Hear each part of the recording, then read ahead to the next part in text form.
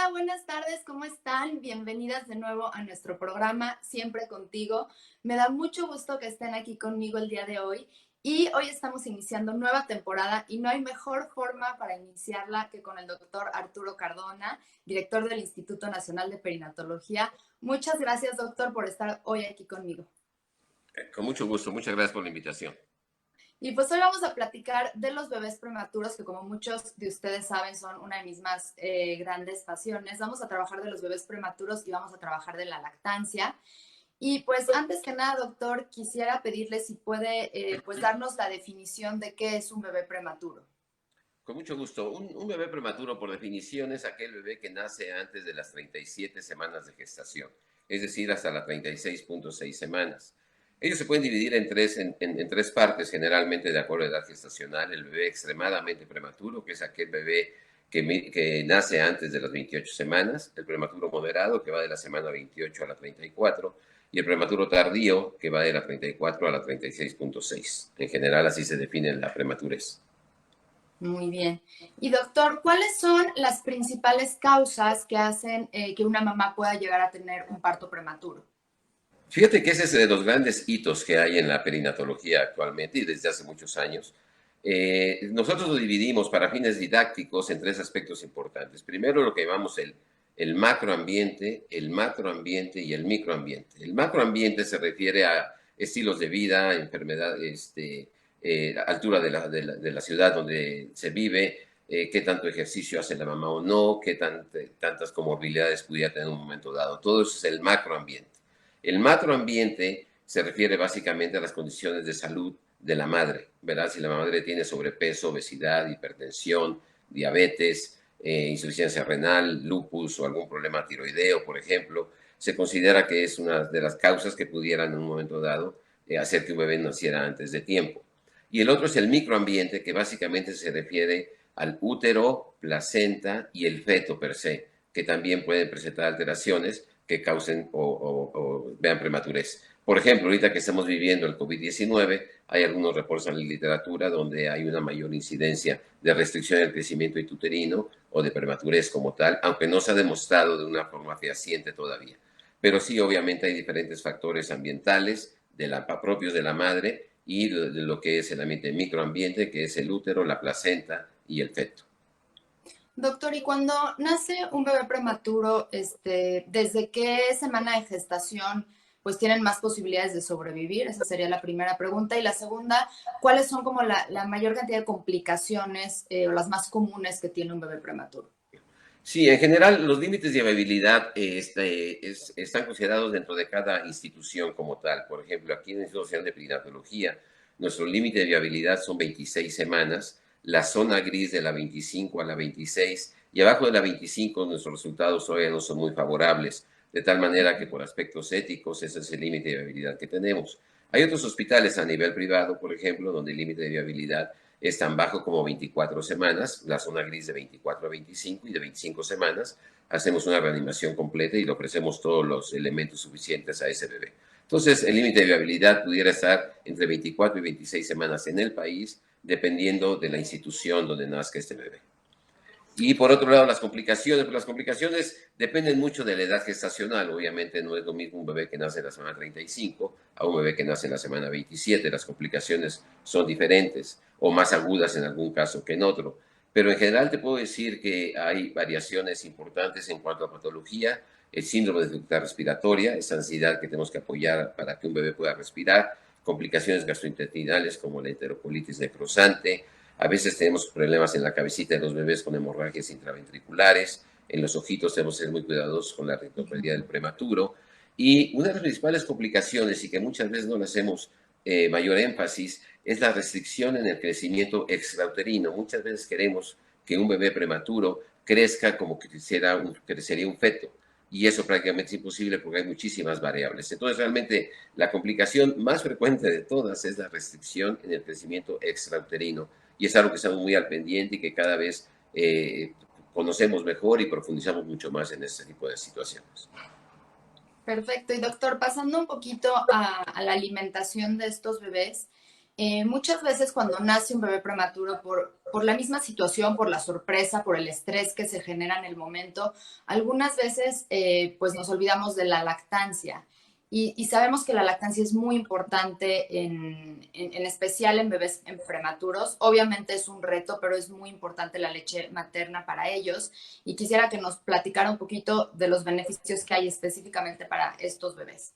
Claro, yo creo que déjame decirte en primer lugar que yo soy muy proactivo de la lactancia materna. No tengo la menor duda de que lo mejor que le puede hacer a pasar a un bebé es ser alimentado por la leche de su propia madre. En ocasiones no es factible hacerlo de esa manera, entonces tenemos la opción del banco de leche, que también resuelve mucha parte Claro. de esa problemática. Y pues en caso necesario, afortunadamente existen algunas otras alternativas, pero obviamente el punto de partida siempre es la leche de la propia madre. Y hay que recordar que la leche humana es una sustancia activa. Eso quiere decir que está llena de enzimas, de hormonas, de anticuerpos, que obviamente favorece y protege al bebé de una manera muy importante. Y como ustedes lo saben perfectamente bien, las características de la leche de una mamá prematuro de 27 semanas es totalmente diferente a la de un prematuro de 32 o un prematuro de 36. Y eso nos permite, y le permite al bebé sobre todo, ir cubriendo las necesidades desde el punto de vista metabólico, desde el punto de vista hemodinámico, desde el punto de vista inmunológico, y lo protege contra muchas enfermedades. Obviamente, la posibilidad de que el bebé desarrolle enterocolitis necrosante cuando él está alimentado con la leche de su propia madre disminuye considerablemente cuando está alimentado con alguna otra alternativa. De tal manera que establecer la lactancia materna desde el principio es muy importante. Obviamente existen algunas alteraciones en la madre muchas veces por la propia patología materna que no le permite ni siquiera sacar su propia leche, porque son a veces mamás que están muy delicadas, si tuvieron preeclampsia, si tuvieron hemorragia, si tuvieron algún otro padecimiento. Pero tratamos de hacerlo desde el principio. Y aquí en el Instituto Nacional de Perinatología, de hace 3 años a la fecha, nos volvimos a acreditar como hospital amigo del niño y de la niña, que siendo un hospital de tercer nivel, con tanto embarazo de alto riesgo, fue un gran reto, fue una misión importante, pero se logró después de más de un año de un arduo trabajo por parte de todo un equipo multidisciplinario. Y creo que es uno de los logros más importantes del instituto. Entonces creo que establecer la lactancia lo más pronto posible es fundamental. Sí, la verdad, yo tuve la fortuna de trabajar un tiempo con ustedes ahí y me tocó ver de cerca que realmente se apoya muchísimo la lactancia materna en el instituto. Realmente se hace una prioridad. Las mamás de los bebés prematuros en terapia intensiva y terapia media están trabajando constantemente en esto.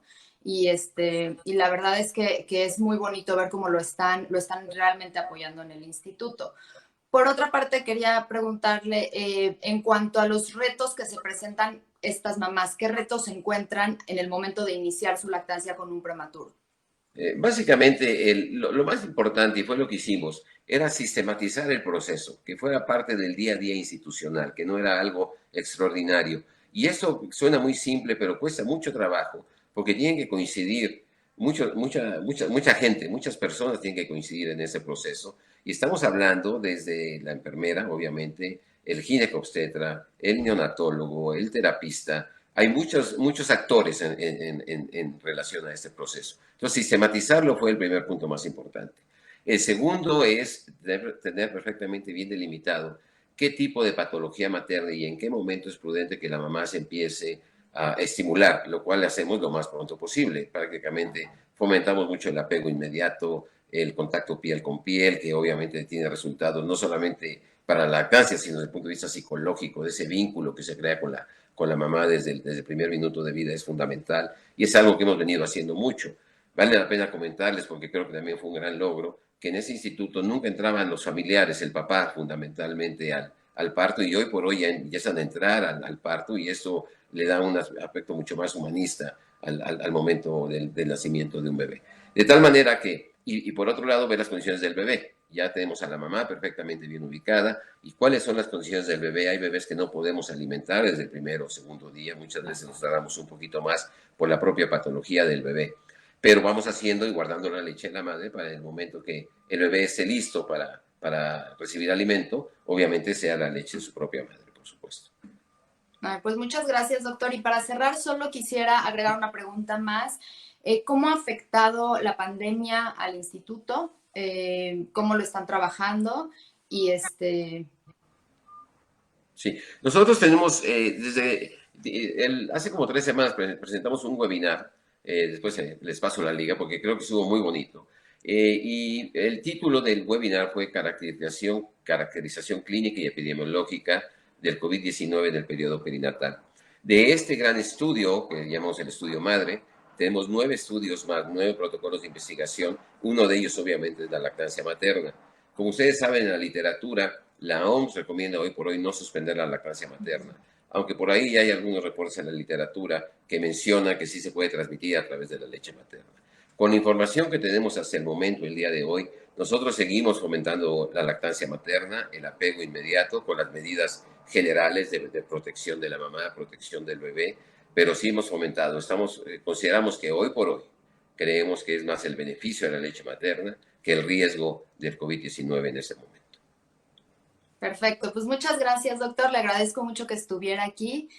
Muchas gracias a todos. Les vamos a dejar la entrevista y cualquier duda o pregunta que tengan nos la pueden enviar con mucho gusto en los comentarios. Gracias a todos por estar aquí. Muchas gracias. Hasta luego.